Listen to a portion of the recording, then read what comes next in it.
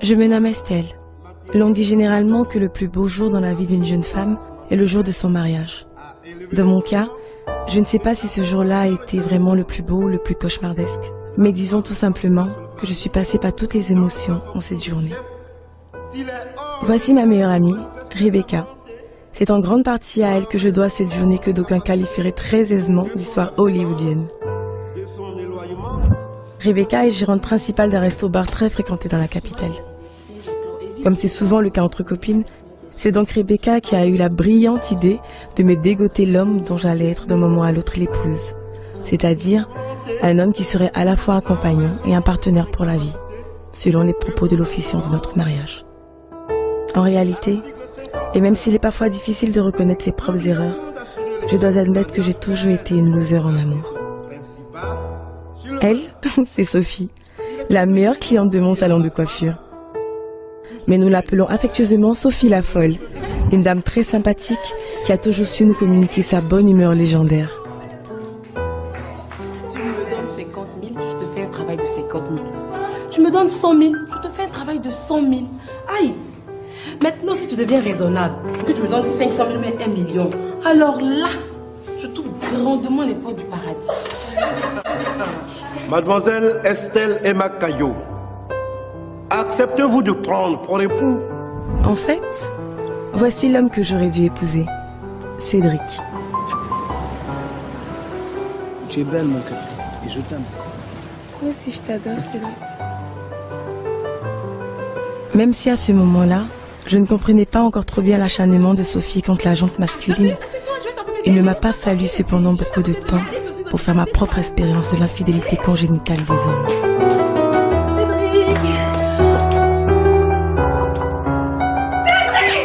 Calme-toi, qu'est-ce que tu vas t'expliquer? T'es un connard, t'as rien à m'expliquer! Mais c'est pas ce que tu crois.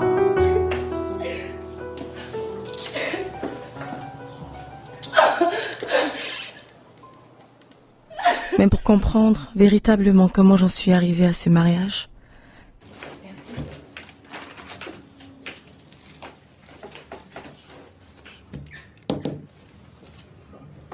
Oui. Bonjour.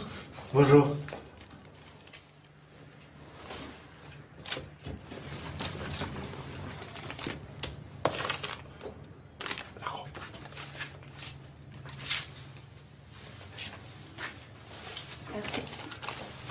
Je vous fais le reçu pour cela.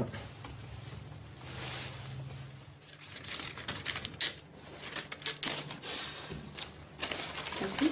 De rien.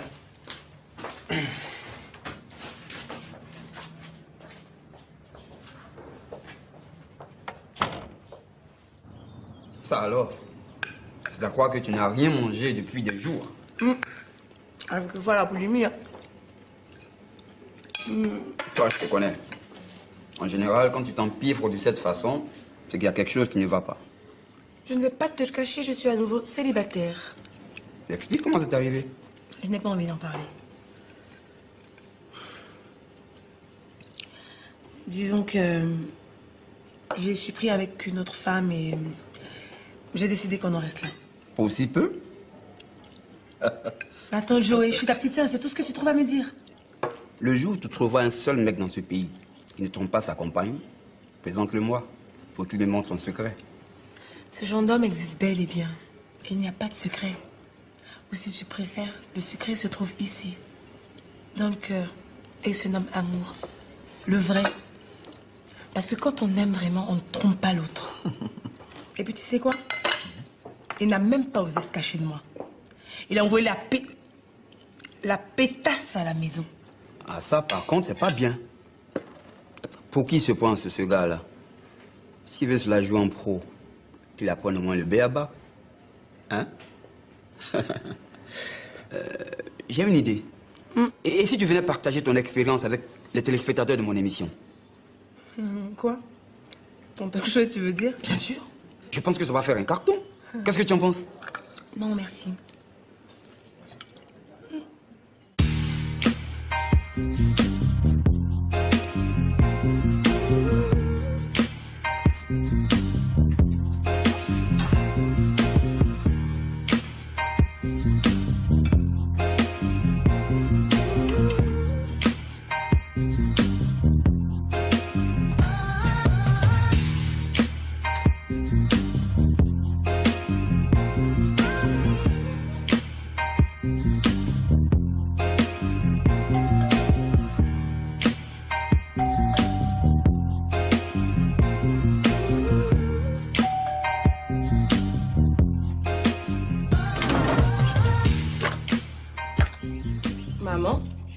On est surprise de voir sa propre mère. Et voilà des manières. Bonjour. Bonjour Estelle. Ça va mon chéri?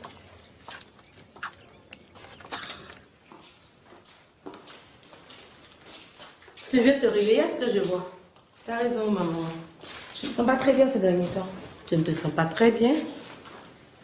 Et pourtant, tu ne m'en as rien dit. C'est rien, maman. C'est juste que je me sens un peu courbaturée, c'est tout. Et c'est pour ça que tu ne décroches pas le téléphone lorsque je t'appelle.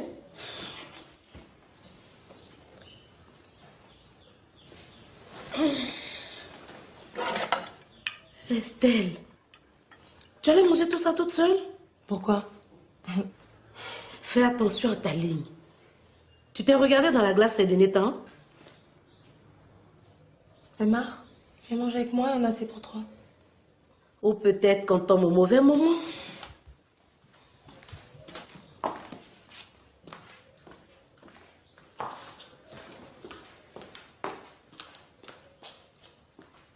Tu es sûre qu'il n'y a personne d'autre dans cette maison?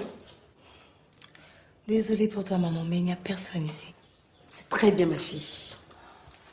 Et même plus tard, lorsque tu auras un homme dans ta vie, ne lui fais pas autant de largesse tant qu'il ne t'aura pas passé la bague au doigt devant parents et témoins. Pour ça, ne t'en fais pas, maman.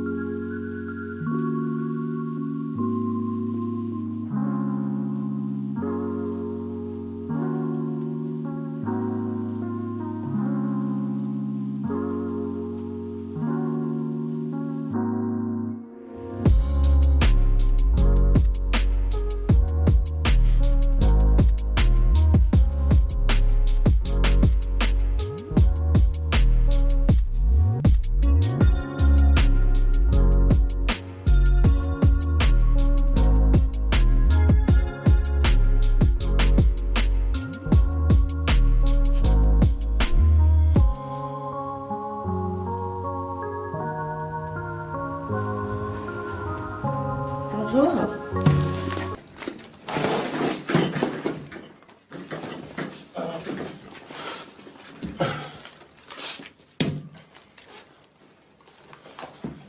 Bonjour Estella. S'il vous plaît, faites un peu plus vite, je suis pressée. Ok.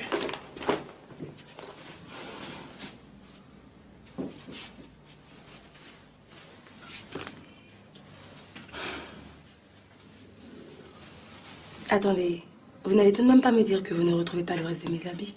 Si, ils sont là. Je les avais rangés avec les autres, mais comme vous tardiez à venir, ils sont juste un peu mélangés, c'est tout. Et si vous preniez le reçu avec vous? Hein? Le reçu.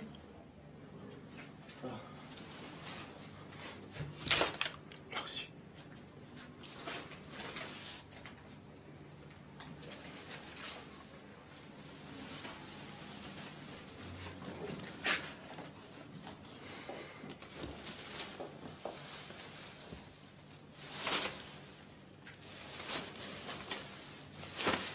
Il en manque 3.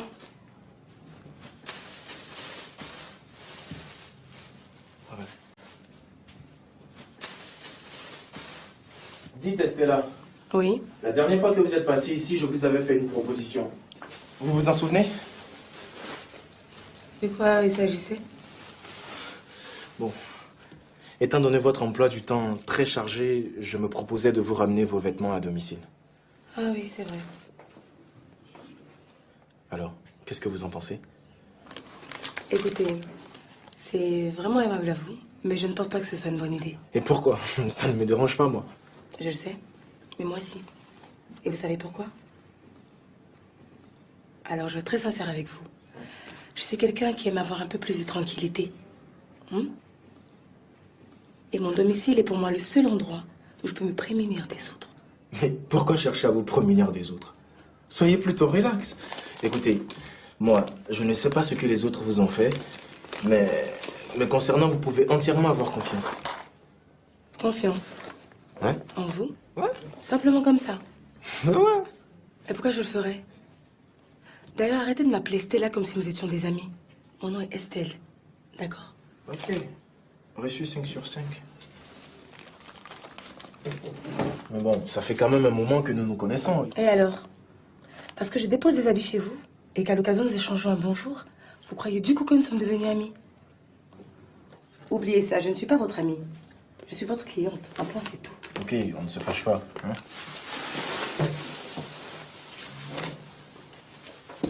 Je peux quand même vous raccompagner? Non, merci.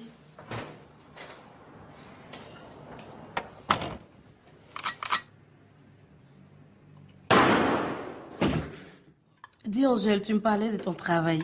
Ça se passe bien? Très bien. C'est ce genre de carrière que je voulais pour ma fille. Malheureusement, j'ai pas réussi à lui faire entendre raison. Faut pas désespérer, chérie. Peut-être qu'un jour viendra où elle voudra faire autre chose. Non, mais papa, j'ai déjà trouvé mon créneau et ça, tu le sais. Et puis, tu vas pas faire le jeu de maman. Ça, c'est un sujet que nous avons déjà abordé à plusieurs reprises. Et je ne pense pas que revenir là-dessus maintenant puisse changer quoi que ce soit. Et qui plus est, ma petite soeur se sent très à l'aise avec son nouveau job. Exactement. Tu parles d'un job? J'ai juste quelques petits ennuis, rien de bien grave. Et puis, si vous tenez à m'aider, je serais très ravie d'ouvrir aujourd'hui même mon centre d'esthétique dont je vous ai parlé. Non mais Estelle, tu ne crois tout de même pas que nous allons casser toutes nos économies pour te faire plaisir? Ce n'est pas ce que je vous demande, maman. Votre compréhension me suffit. Mais tant que tu continueras à vouloir m'affecter des servantes pour s'occuper de moi, par exemple, ou encore à vouloir diriger coûte que coûte ma vie, je ne pense pas que ce soit une façon de pouvoir m'aider à avoir confiance en moi. Or, c'est très important. Bon, on pourra revenir sur ce sujet plus tard. Profitons de la bonne nouvelle qui nous réunit aujourd'hui et faisons en sorte que notre future belle-fille soit tout à fait à son aise. Tu vois, Marcus, pour avoir les femmes, c'est pas compliqué. Il suffit d'avoir de l'argent. En fait, il ne s'agit pas d'en distribuer à tour de bras parce qu'on en a suffisamment. Mais vois-tu, l'argent a deux vertus très essentielles qui permettent généralement à celui qui les détient d'arriver à ses fins. Tu as le pouvoir